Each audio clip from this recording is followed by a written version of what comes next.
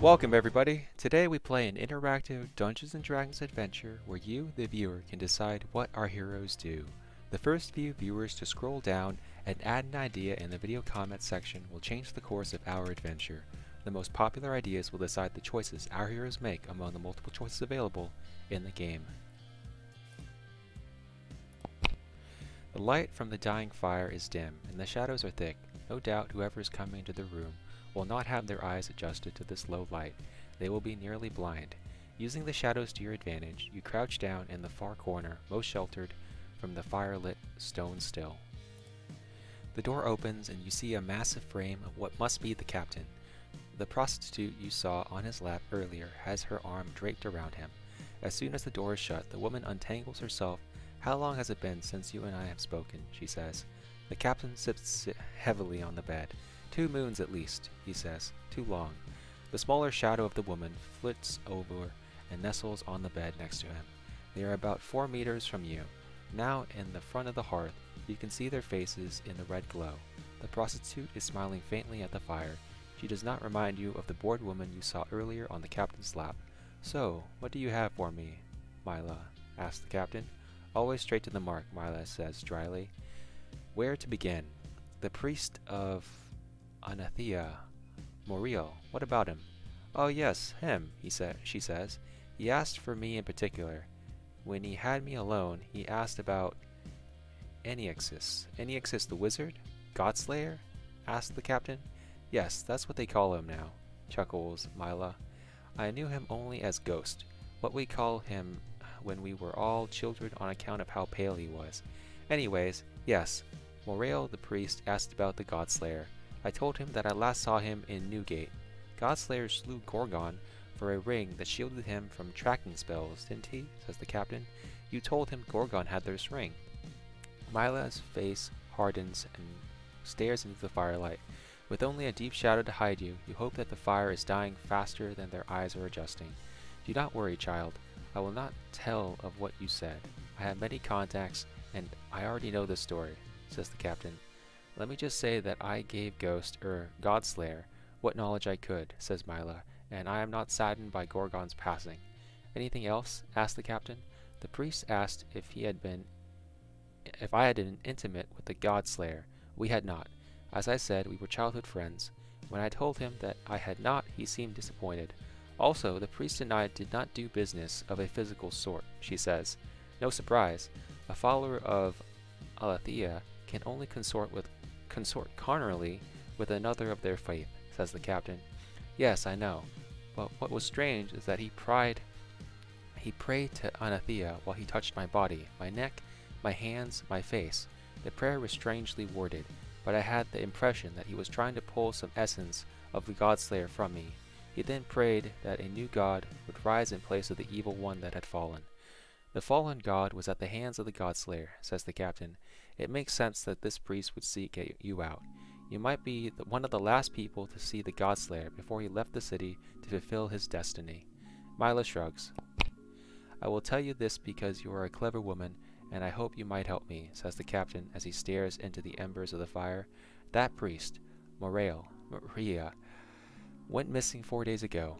I would think this nothing. Perhaps he went on a pilgrimage and neglected to tell anyone.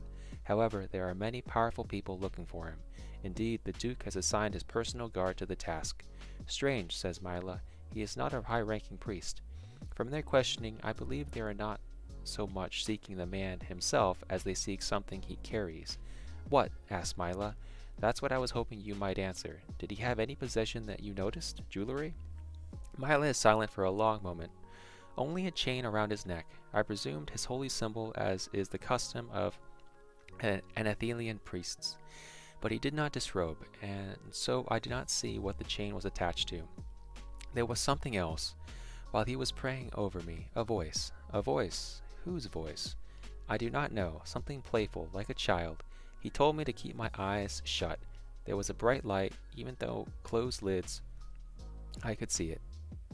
"And then?" asked the captain. "He dropped coins and left in a hurry, far more coins than had been arranged." "Why did you not mention this straight away, all this unusual activity?" Mila chuckles and shakes her head. "Captain Bonebro, I have been hired by many priests for many rituals, for many different gods. This was one of the least unusual. You said you met him 10 days ago? Mila nods. Days before the priest went missing, says the captain. The two of them sit quietly for a minute. By now you have slowed your heart. Your senses are keen. You can feel the reassuring weight of your dagger hilt in your hand. You hope it doesn't come to that. Faintly, in the firelight, you see the captain pouring out a few coins from a pouch into his hand. Mila, you may go, he says as he presses the coins into her hand. We have not been up for here long. What will your men think? She says teasingly. They say there is no better than you. I would enjoy your service tonight, but I fear I have drank too much, says the captain. You have not had so much, says Mila. She sits motionless on the bed for a few seconds, and then speaks barely above a whisper. There need be no secrets between us. You got me out of Newgate, and for that I will always be grateful. I would never speak of... Well, let me just say that there are others in the castle with your preferences. The captain's voice is low, threatening. Did someone say something? No, says Mila quickly. None of the other girls would ever talk about it. Talk about you. You are a friend to us. After Gorgon was slain, there were others that would never have let us leave. You helped us. Would you have me say it out loud? My preference with who I would lie with, he says. I would not have you do anything you did not want. Just do not pretend. Not with me. Not with a friend, she says. She puts a hand on the captain's thick forearm. They are silent for a while. Mila leans over and puts her head against his shoulder. Captain, this world is dark, but there is happiness deep inside for those willing to squeeze. They sit there for some time, and then the captain sprinkles out a few more coins from his bag. For your young ones. She stands up. Her back is to you now, but there is a smile in her voice. I will tell your men that you are like a god. The captain laughs as he stands up. I will join you downstairs, he says. And tell me if you learn anything about the priest. Use the usual channel. The two of them go to the door, and when they arrived, Mila drapes her arm around the captain and leans into him. He opens the door and they leave. You wait a few seconds, and then you creep over to the door and listen for several seconds. Satisfied all is clear, you open the door to an empty hallway. Damn! You knock gently on the door. Who is it? Comes Kria's voice. Rooster, you whisper through the crack. She opens the door, a scowl on her face. Once again, the door is shut, and she crosses her arms. You are like a dog in heat that cannot be kept behind her wall. Do I need to remind you that this inn is full of soldiers? Are you not wanted for desertion? You did not notice me leaving, you say innocently. I said goodbye. You lie. I was distracted studying my spells for tonight. She's on a tirade. Time to distract her with something. What do? Do you say, I will help you study? Do you say I will help you relax? Or do you perform a magic trick? You decide, folks.